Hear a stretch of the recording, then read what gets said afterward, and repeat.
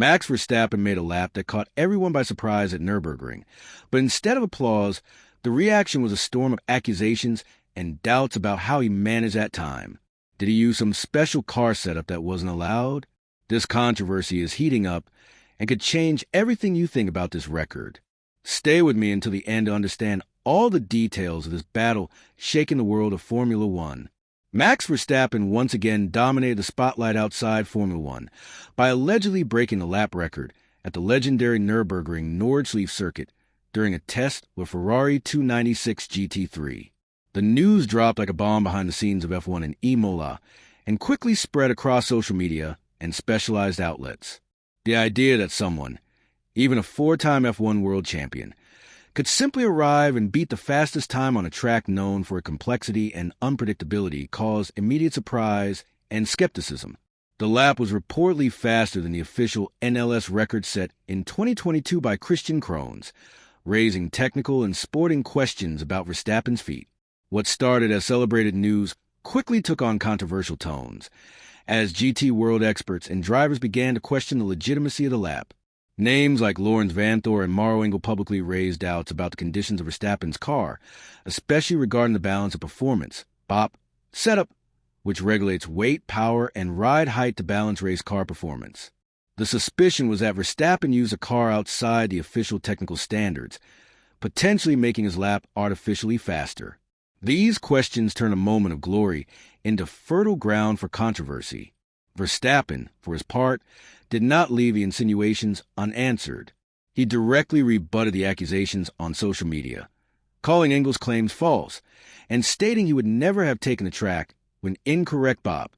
To the Dutch driver, the idea that he cheated is absurd and disrespectful, especially coming from fellow GT drivers whom he says he respects.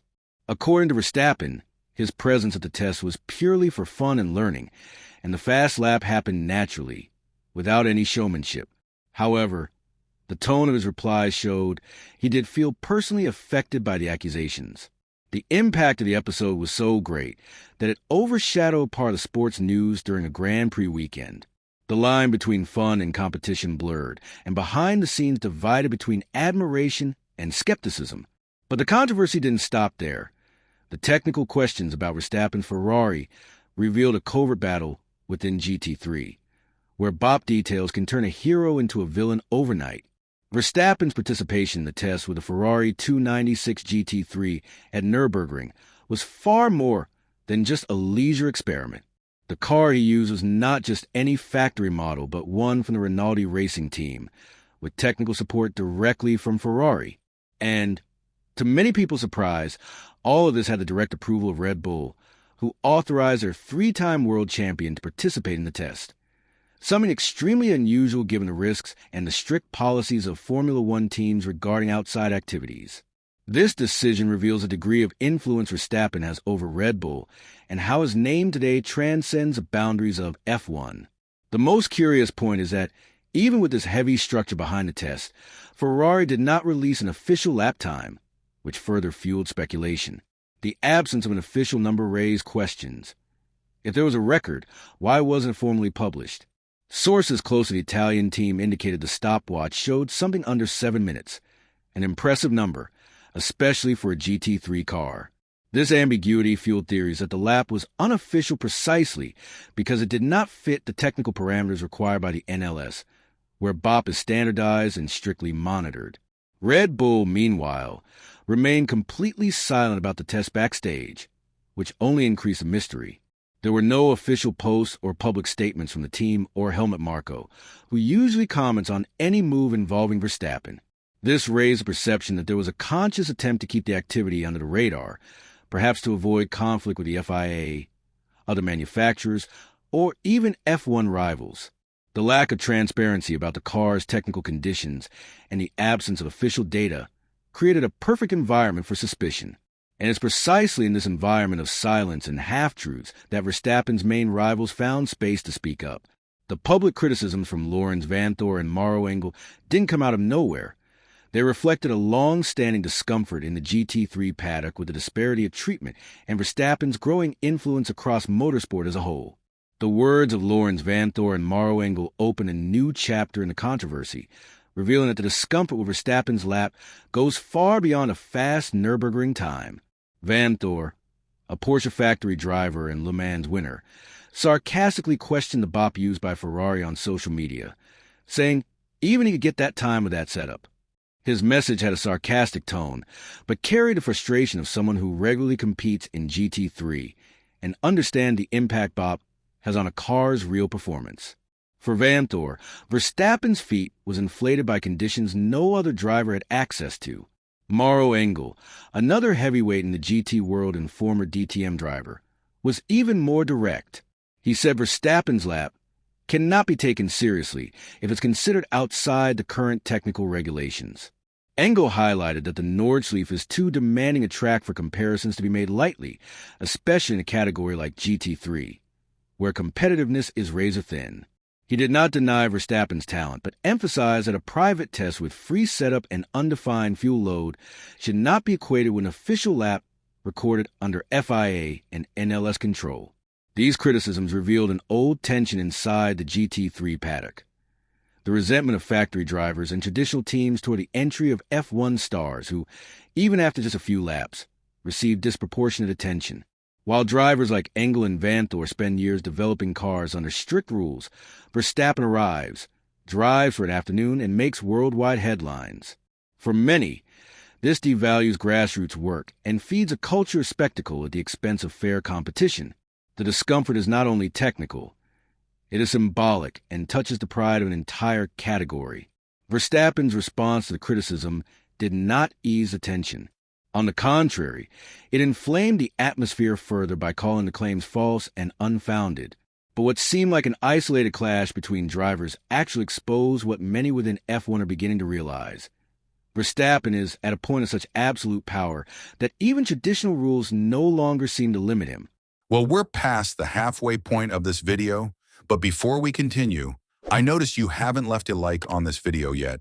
This is really important for YouTube to keep recommending my content to you, and this way I'll keep bringing you the best Formula One content.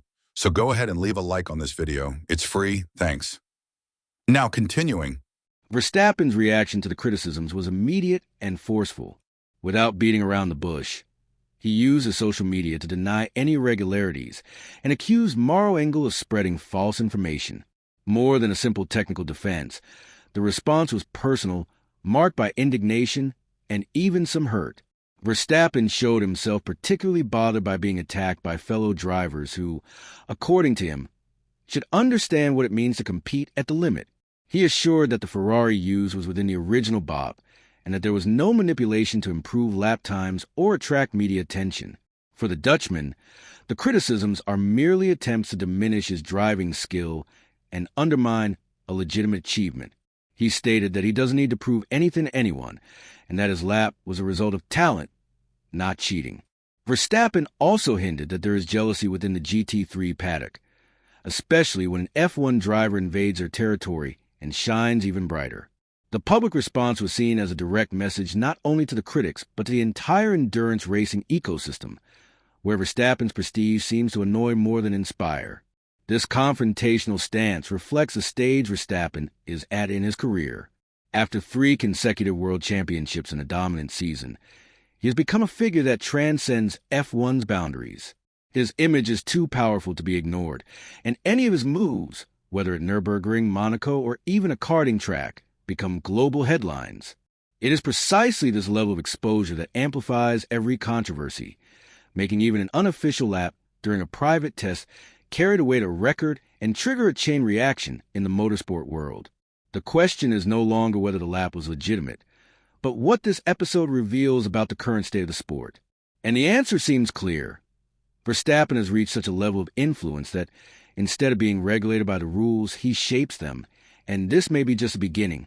The image of Max Verstappen behind the wheel of a Ferrari 296 GT3 carries symbolic weight far beyond on-track performance. Even though the test was done with a car prepared by Emil Frey Racing, not the official F1 team, the mere fact that one of Red Bull's biggest names drove a Ferrari model shakes public perception and the paddock's dynamics. This is not just a technical experiment, but a gesture loaded with historical significance. After all, Ferrari is the emotional heart of Formula One, and seeing it momentarily associated with its current main rival inevitably sparks interpretations.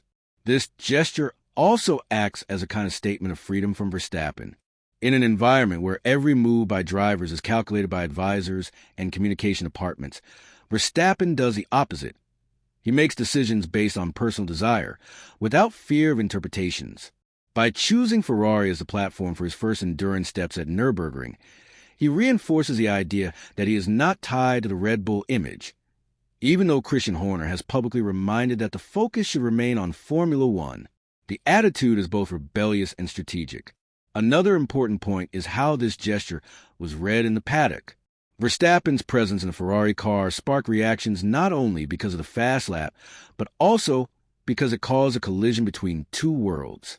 Traditional fans saw it as a flirtation with Scuderia's historic greatness, while analysts viewed it as a clear attempt to connect with a different audience and perhaps open doors to future projects.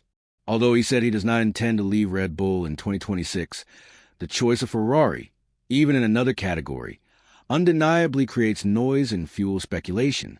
This symbolism also reinforces the impact Verstappen is building beyond F1, and this is precisely where the discussion about his future at the 24 Hours of Nürburgring comes into play. Max Verstappen faced heavy accusations over his Nürburgring record, but responded firmly, defending every detail of his performance. This controversy exposes how the world of speed is full of challenges, rivalries, and intense pressure, where every second can become a topic of debate.